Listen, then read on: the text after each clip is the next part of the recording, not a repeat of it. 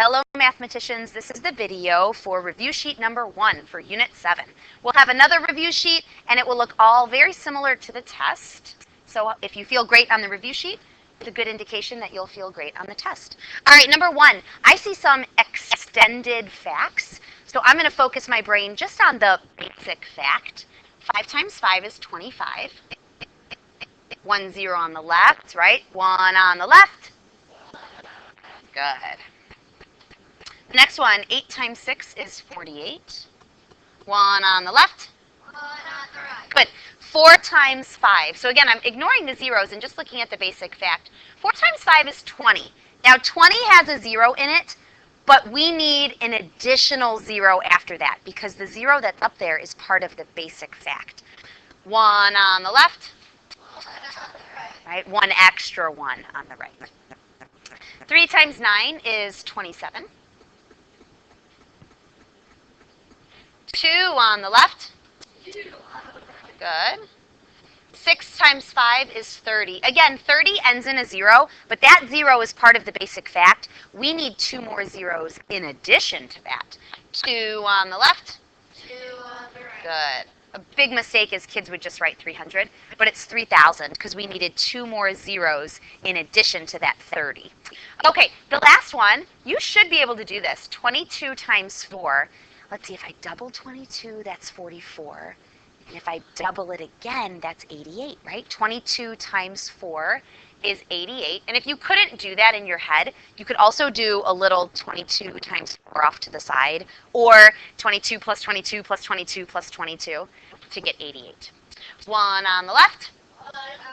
880. All right, number 2 and number 3, most likely everyone will just do the traditional method since we're all rocking that one. Okay, so we're going to multiply 6 times all the digits on the top. 6 times 1 is 6. 6 times 7 is 42. Bada bing, bada boom. The one in the middle, 4 times all the digits on the top. 4 times 9 is 36. 4 times 3 is 12. Plus 3 is 15. 4 times 2 is 8. Plus 1 is 9. 956. And the last one in this row, we're going to multiply 5 times all the digits on the top. 5 times 1 is 5. 5 times 0 is 0. And 5 times 5 is 25.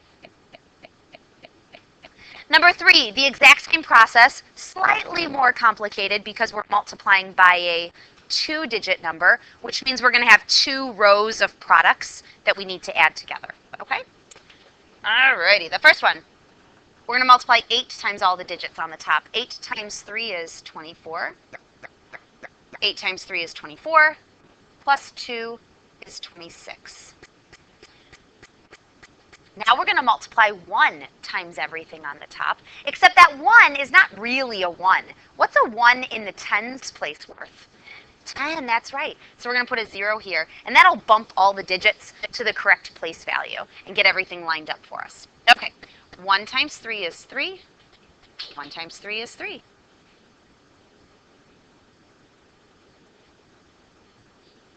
For our final answer of 594. The one in the middle, 42 times 28, we're going to multiply 8 times all the digits on the top. 8 times 2 is 16.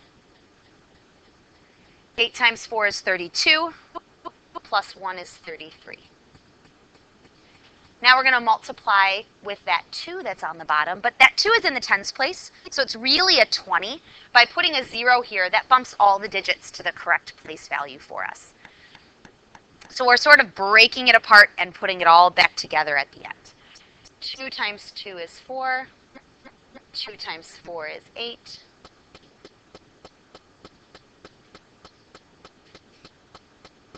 For a final answer of 1,176. And the last one in the row, we're going to multiply 6 times all the digits on the top, then multiply 3 times all the digits on the top, and add it all together at the end for our final product. 6 times 7 is 42. 6 times 5 is 30. Plus 4 is 34. Now we need to multiply with that 3 that's on the bottom, but that 3 is in the tens place, which means that 3 is really a 30. By putting a 0 here, you have to. That bumps every digit to the place it's supposed to be in. 3 times 7 is 21. Be careful on which number you put down and which number you carry. 3 times 5 is 15, plus 2 is 17.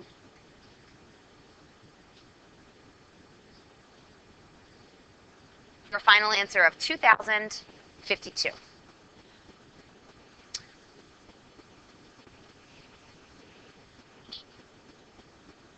Number 4, May loves collecting rocks. She has 2 containers.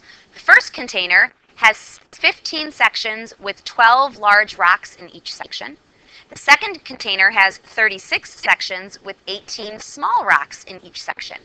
How many more small rocks than large rocks does May have? So we first need to figure out how many large rocks she has. Then we need to figure out how many small rocks she has. And then the question is, how many more small does she have than large? So the last step will be a subtraction problem. Okay? So the first thing, let's figure out the large rock situation. We have 15 sections with 12 in each section. We could do 15 plus 15 plus 15 plus 15 plus 15 plus 15 plus 15 plus 15 plus 15 plus 15 plus 15 plus 15. But let's do 15 times 12 instead. So this is the large rocks. 15 times 12. 2 times 5 is 10. 2 times 1 is 2. Plus 1 is 3. Put a 0 down. 1 times 5 is 5. 1 times 1 is 1. So we have a total of 180 large rocks. Now we need to figure out how many small rocks we have. 36 sections with 18 in each section. So we could do 36 plus 36 plus 36 plus 36 plus 36 plus 18 times, or we can do 36 times 18. And that will tell us how many small rocks we have. 8 times 6 is 48. 8 times 3 is 24. Plus 4 more is 28. 0 down. 1 times 6 is 6. And 1 times 3 is 3. Definitely has more small rocks.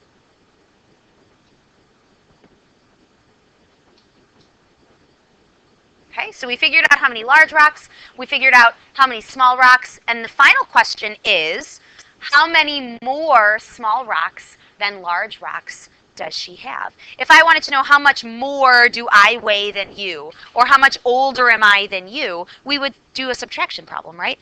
How many more small rocks than large rocks is a subtraction problem. So let's go ahead and do our small rock number,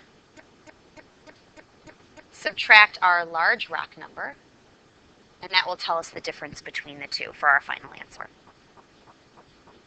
Can't do 4 minus 8, so let's take one of our hundreds, which is the same as 10 tens, add it to the 4 that are already there, for a final answer of 468. Remember, with multi-step problems like this, you might have to go back and read the question a few times. Okay? Okay, on to page 2. Shade in the bars to show each fraction, and then complete the statement with a less than, equal to, or greater than. So we're going to shade 7/8, which of course is 7 out of the 8. And on the second one, we're going to shade 5 out of 6. And just by looking at the picture, I can tell which one is bigger. 7/8 is bigger than 5/6. If we didn't have a picture that was so perfectly drawn, we could always make the denominators the same, right? And that would help us figure out which one was bigger. But in this case, the pictures are pretty obvious. All right, in the next one, 2/6 versus 1/4. And again, since these pictures are perfectly drawn, it's easy to tell that 2/6 is bigger than 1/4. Number 6, sketch and name two fractions that are equivalent to 3/4. There are a ton of options, so you don't have to do exactly what I've done, but you can tell that the first part is done for us, but I want to shade something that's equivalent to 3/4. Remember, to find an equivalent fraction, if you multiply the top and bottom by the same thing, you will get an equivalent fraction. So what if we doubled the amount of sections, right? And then that means we would also have to double the amount that we shade in. So instead of 3/4, if we made everything eighths,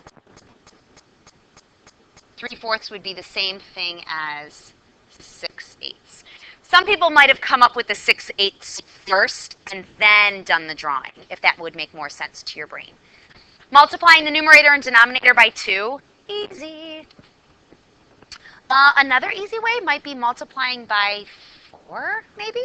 So we have our 4 sections. If we split them in half, that's eighths. What if we split it in half again? And you don't have to do it just like that. You could have done it differently. But now instead of 6 out of 8, now we need to shade in 12 out of 16.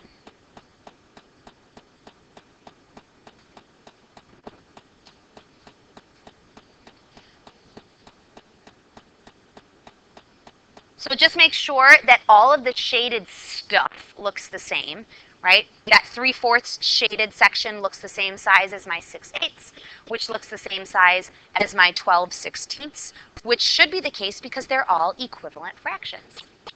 So remember, if you double 3, you get 6. If you double 4, you get 8. You could also think quadruple. If you quadruple 3, you get 12, and if you quadruple 4, you get 16. So they're all equivalent fractions, and the pictures show that too. Number 7, rewrite each pair of fractions with a common denominator. Common means the same, so we want to make them have the same denominator. You can use the fraction bars to help if you like, then complete each statement with a less than, equal to, or greater than fractions. Okay, so I see 2/3 and 2/4. What can you make a 3 into, and what can you make a 4 into? Maybe think multiples of 3. 3, 6, 9, 12. Then let's think of some multiples of 4.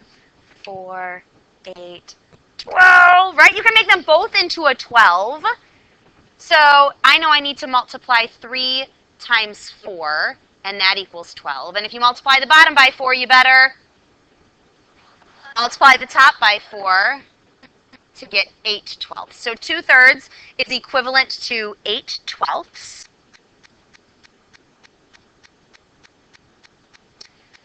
And then think how you can make a 4 into 12 if you triple it. And if you triple the bottom, you better triple the top.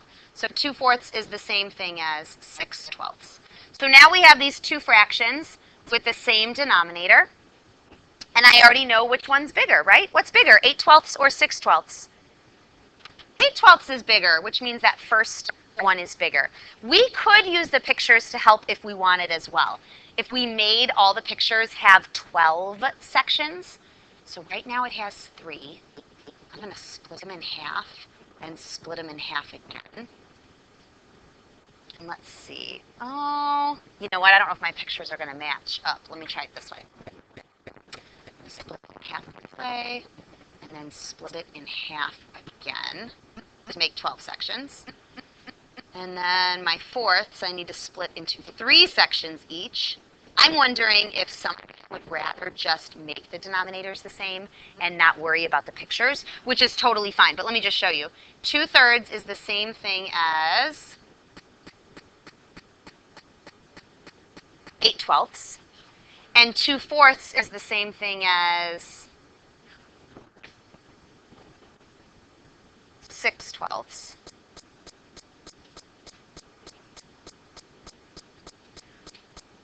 And you can see that, yes, indeed, that blue section is bigger than the red section. But if the picture part is kind of confusing, you don't have to do the picture part. You can just make the denominators the same. Once you make the denominators the same, it's super obvious which one's bigger. 8/12 is always bigger than 6/12. Okay?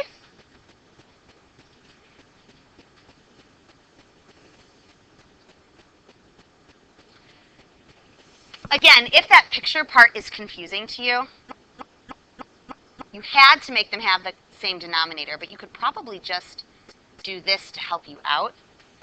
That 2/3 is definitely bigger than 2/4, right? You can tell blue is bigger than red.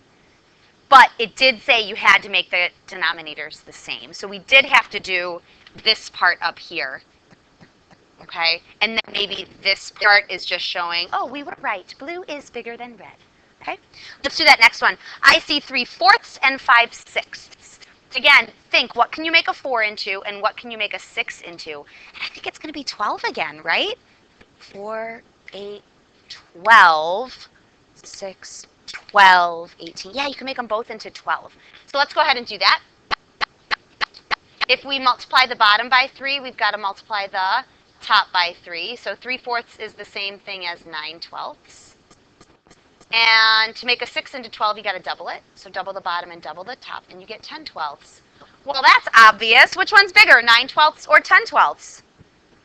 10/12 is bigger, absolutely. But let's draw and shade it on our picture just to give us some peace of mind that that second one is in fact bigger. So here's 3/4.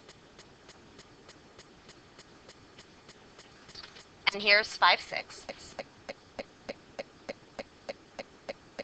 Absolutely, that second one is bigger, okay? So you have to make the denominators the same at the top, but then your picture, you can sort of just confirm that, yes, indeed, I did it correctly. That second fraction is bigger. All right, number 8, fill in the blanks. This first one, they both go up to the hundredths place, so it's easy. Maybe think money. What's bigger, 8 cents or 80 cents? 80 cents. I know we'd say this. If the denominators are not the same. Okay, fill in the blank for this. If one of them goes up to the hundredths place, make them both go up to the hundredths place. Yeah. All right, so let's make them both go up to the hundredths place, and then maybe think money, because that can be helpful. What's bigger, 36 cents or 40 cents? 40 cents, yeah. Same thing with that last one in the first row. Add a 0, so they both go up to the hundredths place, and then it's really easy to tell which one's bigger. 53 hundredths or 50 hundredths? 53 cents or 50 cents? 53 cents. In that second row, again, if the denominators are not the same, make them the same. If we multiply the top by 10 and the bottom by 10, 7/10 is the same thing as 70 hundredths, which is definitely bigger than 45 hundredths. Same thing with that middle one. 8/10 is the same as 80 hundredths. And 6/10 is the same as 60 hundredths. Okay, on to page 3, last page. Ada and Steve each got a fruit strip exactly the same size. Ada chewed 2/3. Steve chewed 3/4. Which kid chewed more? Pictures could help. So if I were to draw, apparently this is a blueberry fruit strip, right? It kind of looks blueberry to me. All right, so this is going to be Ada, and this is going to be Steve. And if my picture is good enough, gosh, maybe I will be able to tell with the picture. So Ada is 2/3. Steve is 3/4. I think Steve is bigger, 3/4. But let's go ahead and be sure. If the denominators are not the same, make them the same. So Ada is 2/3. And if I multiply by 4/4, I get 8/12. Steve is 3/4. And if I multiply by 3/3, I get 9/12. If your picture wasn't perfect, it would be hard to tell. But making the denominators the same will definitely 100% tell you which one's bigger. And yes, indeed, Steve's number is bigger, right? 9/12 is bigger than 8/12. Okay? So either a picture, if it seems too close to call and your picture's not perfect, make the denominators the same just to be sure. Number 10, label each of the marked points with 2 fractions and 2 decimals. So remember, from 0 to 1, we have 1/10, 2/10, 3/10, 4/10, 5/10, 6/10, 7/10, 8/10, 9/10, 10/10, or 1 whole. Okay, So this first one, I know I could call it 1/10. I know that 1/10 is also the same thing as 10 hundredths, right? I could think of it as one strip, or I could think of it as 10 little units. And then just convert those to decimals. 1/10 is 0.1, and 10 hundredths is 0.10.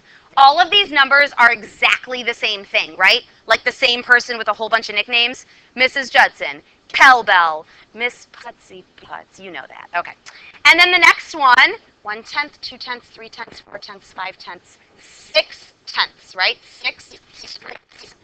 Or you could think 60 little units, and either 0.6 or 0.60. These are all totally equivalent to each other, just different ways of writing it. The last one, Allison says 5/10 plus 33 hundredths is 38 hundredths. She just did 5 plus 33. Allison, if the denominators are not the same, Taylor was correct. Taylor said 50 hundredths plus 33 hundredths is 83 hundredths. That's the correct way to do it. So Taylor is correct. Show your explanation on the strip below. So Taylor said 5/10. Would you please shade in 1/10, 2/10, 3/10, 4/10, 5/10, and then add 33 more, 10, 20, 30, 31, 32, 33. And you can see that that is 83 out of 100 little squares. Okay? All right, kiddos, I will see you in class.